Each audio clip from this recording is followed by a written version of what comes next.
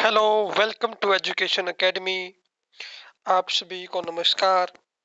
जैसा कि आप जानते हैं कि एजुकेशन एकेडमी पर हरियाणा जीके की एक सीरीज स्टार्ट कर रखी है। हर दिन डेली 25 प्रीवियस ईयर क्वेश्चन जो एचएसएससी के द्वारा एग्जाम में पूछे गए हैं, उनकी फुल डिटेल की हम आपके सामने क्वेश्चन के माध्यम से चीजें लेकर आ रहे हैं। आज ये जो हमारा सेशन है हरियाणा जीके पार्ट 3। इससे पहले प्रीवियस ईयर क्वेश्चन के 2 सेशन कंप्लीट हो चुके हैं। प्रत्येक सेशन में 25 क्वेश्चन हैं। इस जो हमारा एक तरीका है चीजों को कराने का, मान ले कि हमने मंडे से स्टार्ट की है, तो मंडे टू सैटरडे हम 6 दिन क्या करेंगे, डेली 25 क्वेश्चन पढ़ेंगे। तो डेली 25 क्वेश्चन पढ़ेंगे तो 6 दिन में हम लगभग लगभग 150 क्वेश्चन पढ़ लेंगे। फिर संडे को ना इन 150 क्वेश्चन को आपको टेस्ट की सीरीज के रूप में, जहां ऑप्शन भी होंगे, आपको पीडीएफ उपलब्ध करा दी जाएगी। उसका डिस्क्रिप्शन में लिंक मिल जाएगा टेलीग्राम चैनल का। चलिए आज का सेशन स्टार्ट करते हैं। फर्स्ट क्वेश्चन हमारा है, किस जिले से और किस वर्ष में फरीदाबाद जिले का निर्माण किया गया है।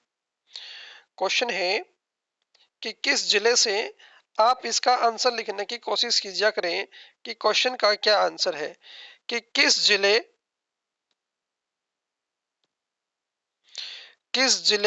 से और किस वर्ष में फरीदाबाद जिले का निर्माण किया गया है।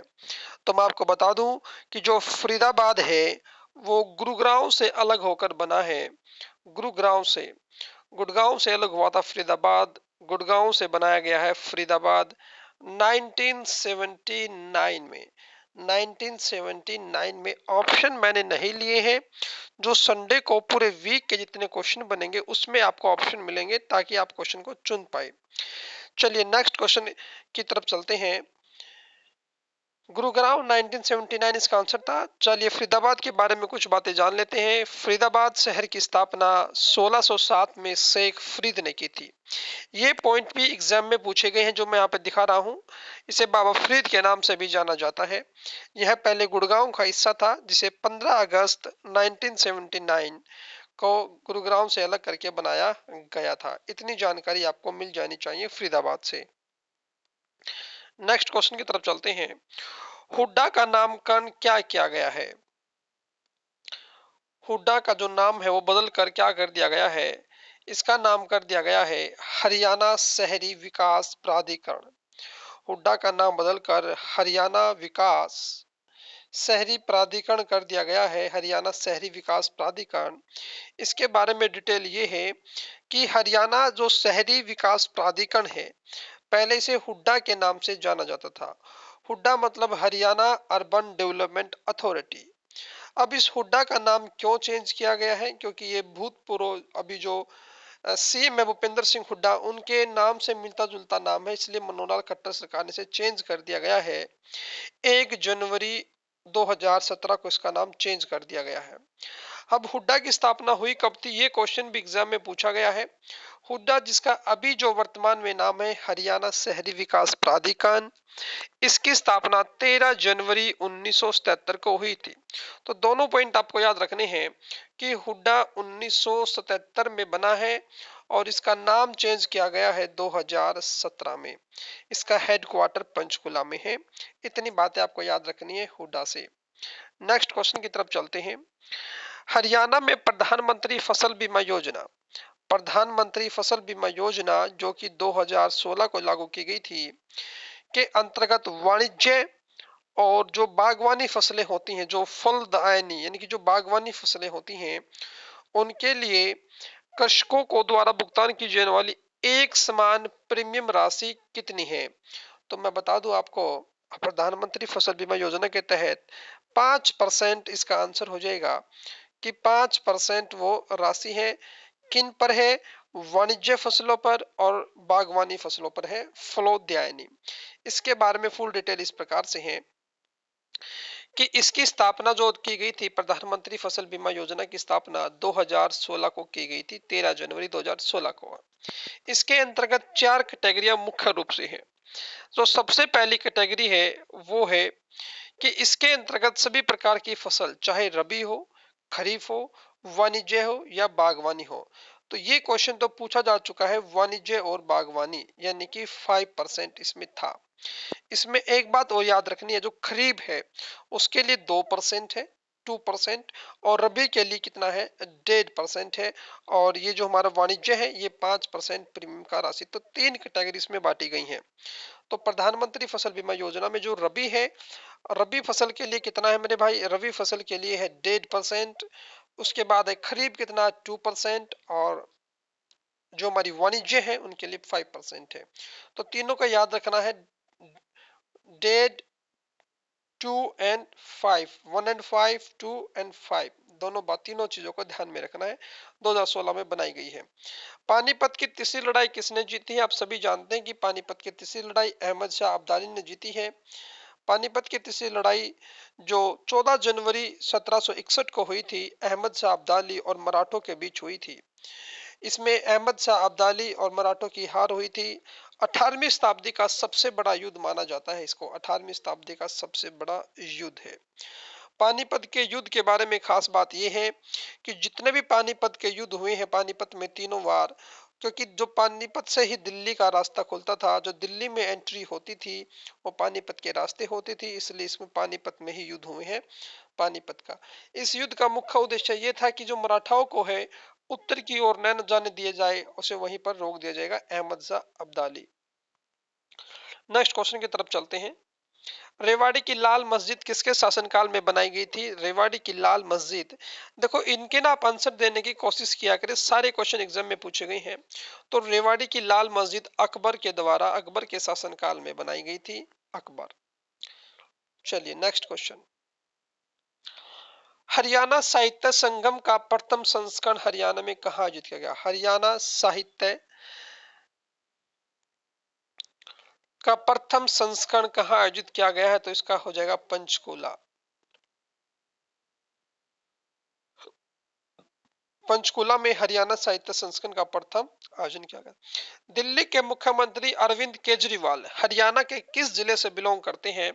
तो मैं आपको बता दूं कि दिल्ली के जो केजरीवाल है, जो सीएम है, वो भिवानी से बिलोंग करते हैं, भिवानी से, अरविंद केजरीवाल। अब ऐसे ना 3-4 हमारे पास क्वेश्चन है कि जो पाकिस्तान के पहले सीएम थे वे करनाल से बिलोंग करते थे। ऐसे बहुत सारे क्वेश्चन पूछे गए हैं। पंजाब के सीएम वो हिसार से बिलोंग करते थे, भार्गव। नेक्स्ट क्वेश्चन है, 1200 मेगावाट शक्ति की राजीव गांधी ताप विद्युत परियोजना, 1200 मेगावाट की राजीव गांधी ताप विद्युत परियोजना हरियाणा के किस जिले में स्थित है? इसका आंसर आपको बताना है कि 1200 मेगावाट की तो राजीव गांधी जो है वो हिसार में स्थित है, और ये हिसार के खेदार में, कई बार ऑप्शन में ना हिसार के स्थान पर खेदार मिला है, तो हिसार में कहाँ है? खेदार में ये मिली है राजीव गांधी इन ताप विद्युत परियोजना। इस चीज को आप ध्यान रखिएगा। किसने थानेश्वर शहर के पास थानेश्वर महादेव मंदिर का निर्माण कराया था? स्थानेश्वर महादेव मंदिर, स्थानेश्वर महादेव मंदिर के बारे में कुछ खास बातें आपको पता होनी चाहिए कि जो स्थानेश्वर महादेव मंदिर है वहां पर सबसे पहले शिव की पूजा की गई थी। स्थानेश्वर मंदिर में सबसे पहले शिव की, और इसे बनाने का श्रेय दिया जाता है पुष्यभूति को। जी हाँ, स्थानेश्वर महादेव मंदिर को किसने बनवाया है? पुष्यभूति ने बनवाया है। और यहाँ पांडवों ने यहाँ शिव की पूजा की थी, पांडवों ने यहाँ पर शिव की पूजा की थी। और इससे संबंधित कुछ महत्वपूर्ण पॉइंट मैं आपको बता देता हूं कि इसका आंसर तो हो जाएगा पुष्यभूति। पांडवों ने यहाँ शिव की पूजा की थी, पांडवों ने यहाँ शिव की पूजा की थी। दूसरा पर्सन इसमें जो सबसे इंपॉर्टेंट है कि इसका जो दोबारा निर्माण कराया गया था मराठा सरदार सदाशिव द्वारा, मराठा सरदार सदाशिव राव, इस दोबारा निर्माण इसने करवाया था। और भगवान शिव का निवास स्थान है। सबसे इंपॉर्टेंट क्वेश्चन ये है कि इस मंदिर की जो वास्तुकला शैली है, वास्तुकला शैली है कि किस शैली से ये बनाया गया है, तो ये अक्षत्रिय शैली से बनाया गया है। और इस मंदिर का जो ऊपरी भाग है, बाहरी भाग है, वो आंवले के आकार का है। आंवला, जैसे आंवला होता है ना। और यहाँ से जो मूर्ति है, स्थानेश्वर महादेव की जो मूर्ति है शिव भगवान की, महमूद गजनी अपने साथ ले गया था। इतनी बातें आपको पता होनी चाहिए। स्थानेश्वर महादेव मंदिर बनवाया पुष्यभूति ने है। दोबारा निर्माण सदाशिव राव मराठा ने करवाया था। अक्षत्रिय शैली से आंवले की तरह दिखने वाला ये मंदिर, और यहाँ की जो तस्वीर थी वो कौन ले गया था मूर्ति, महमूद गजनी ले गया था। चलिए नेक्स्ट क्वेश्चन की तरफ चलते हैं। Punjab and Haryana high court के जो मुख्य न्यायाधीश थे प्रथम, वे थे रामलाल। इस क्वेश्चन का आंसर हो जाएगा रामलाल। इससे पहले हरियाणा की मुख्य मौसमी नदी कौन सी है? हरियाणा की मुख्य मौसमी नदी, तो मुख्य मौसमी नदी घग्गर है। घग्गर हरियाणा की मुख्य मौसमी नदी है। घग्गर के बारे में आपको इतनी जानकारी याद रखनी है। ये जो घग्गर रिवर है, घग्गर रिवर है, ये घग्गर रिवर कैथल, अंबाला, करनाल के पास पास बहती है। कहाँ कहाँ बहती है? कैथल, करनाल और अंबाला। हरियाणा में मोर चिंकारा प्रजनन केंद्र कहाँ है? झाबुआ। कहाँ पर पड़ता है? झाबुआ में पड़ता है। मोर और चिंकारा प्रजनन केंद्र झाबुआ में ये पड़ता है। सोनीपत तक दिल्ली मेट्रो के विस्तारीकरण प्रोजेक्ट की जब सोनीपत में मेट्रो आएगी, तो आपको बताना है कि हरियाणा सरकार और जो सेंट्रल गवर्नमेंट है, उनका रेशो कितना है। तो मैं आपको बता दूं 20 और 80 का उनका रेशो है, कि जो खर्च उत्पाद किया जाएगा 80 केंद्र सरकार करेगी और 20 राज्य सरकार। हरियाणा में अब तक कितनी बार राष्ट्रपति शासन लागू किया जा चुका है? तो वो किया जा चुका 3 बार। 1967, 1971 और 1991 में ये लागू किया गया था। 67, 71, 91 में 3 बार राष्ट्रपति शासन लागू किया जा चुका है। पहली बार जब लागू किया गया था तो हमारे राष्ट्रपति थे जाकिर हुसैन। पहली बार लागू किया गया जाकिर हुसैन। फिर हमारे पास था वेंकट रमन,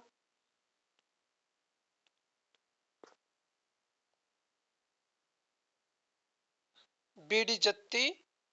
दूसरी बार हमारे पास था बीडी जत्ती और तीसरी बार था वेंकट रमन। ठीक है, इतनी जानकारी आपको मिलनी चाहिए। बिल्कुल ठीक है।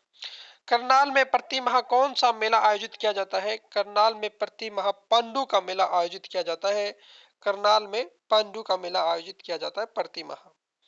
नेक्स्ट क्वेश्चन है, हाली पुरस्कार किसके द्वारा प्रदान किया जाता है? तो हाली पुरस्कार हरियाणा उर्दू अकादमी के द्वारा दिया जाता है, हाली पुरस्कार। नेक्स्ट क्वेश्चन है, ख्वाजा पीर का मकबरा जो अब्दुल शंकर की यादगार में बनाया गया है, हरियाणा के किस जिले में स्थित है? तो मैं बता दूं कि ख्वाजा पीर का मकबरा, जो ख्वाजा पीर का मकबरा जो अब्दुल शंकर की याद में बनाया गया है, ये सिरसा में है। ख्वाजा पीर का मकबरा काफी इंपॉर्टेंट क्वेश्चन, एग्जाम में बार बार रिपीट होने वाला क्वेश्चन है। सिरसा में ये पड़ता है। हरियाणा के किस जिले में की स्टोन नॉलेज पार्क, की स्टोन नॉलेज पार्क, ये गुरुग्राम में पड़ता है। नॉलेज पार्क गुरुग्राम में पड़ता है। इस चीज की जानकारी रखिएगा। हरियाणा केसरी के नाम से किसे जाना जाता है? पंडित नेकीराम शर्मा को जाना जाता है हरियाणा केसरी के नाम से, पंडित नेकीराम शर्मा।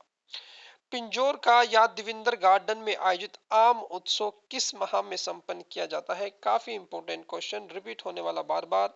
तो ये जून या जुलाई में आयोजित किया जाता है पिंजौर आम गार्डन, आम जो मेला है। बड़खल झील, बड़खल झील जो 1947 में बनाई गई थी, उस बड़खल झील जो कि कृत्रिम झील है, पर्यटन संकुल किस वर्ष स्थापित किया गया था? तो दोनों पॉइंट आपको याद रखने हैं। इसको बनाया 1947 में गया था, लेकिन पर्यटन संकुल कब घोषित किया गया? 1973 में इसको घोषित किया गया है। मिहिर भोज के शासनकाल में कौन सा स्थान उत्तरी भारत का व्यापार का केंद्र था? तो आप सभी जानते हो पेहुआ, इसका राइट आंसर हो जाएगा। मिहिर भोज के शासनकाल में उत्तर भारत का सबसे बड़ा व्यापारी केंद्र। 2011 की जनगणना के अनुसार हरियाणा का देश की आबादी में कितना प्रतिशत है? तो मैं बता दूं कि 2.09% है। 2.09% यहाँ की हरियाणा की जनसंख्या देश की आबादी में परसेंटेज है। हमारे हरियाणा का जो सबसे अधिक जिला है, जनसंख्या वाला जिला, वो फरीदाबाद है। फरीदाबाद है, जिसकी पॉपुलेशन लगभग 18 लाख से ऊपर है और 18वां ही रैंक हमारे हरियाणा का पूरे देश में पड़ता है कि जनसंख्या में, आकार में। और फरीदाबाद, ये वही फरीदाबाद है जिसका क्वेश्चन हमने पढ़ा था कि गुरुग्राम से अलग होकर बनाया गया था। गुड़गांव से अलग होकर बनाया था फरीदाबाद को 1979 में। हरियाणा का कालेश्वर राष्ट्रीय उद्यान किस लिए प्रसिद्ध है? तो ये पक्षियों के लिए प्रसिद्ध है। कालेश्वर राष्ट्रीय उद्यान पक्षियों के लिए फेमस है। तो ये थे हमारे आज के 25 क्वेश्चन। उम्मीद करता हूं कि आपको वीडियो पसंद आई होगी। ये पूरा जो पीडीएफ है आपको टेलीग्राम चैनल पर मिल जाएगी। टेलीग्राम चैनल का लिंक वीडियो के डिस्क्रिप्शन में है, जहां आप इसे डाउनलोड कर सकते हैं। चलिए मिलते हैं नेक्स्ट सेशन में। हरियाणा जीएस सीरीज जो टारगेट है 25 आउट ऑफ 25। Thank you.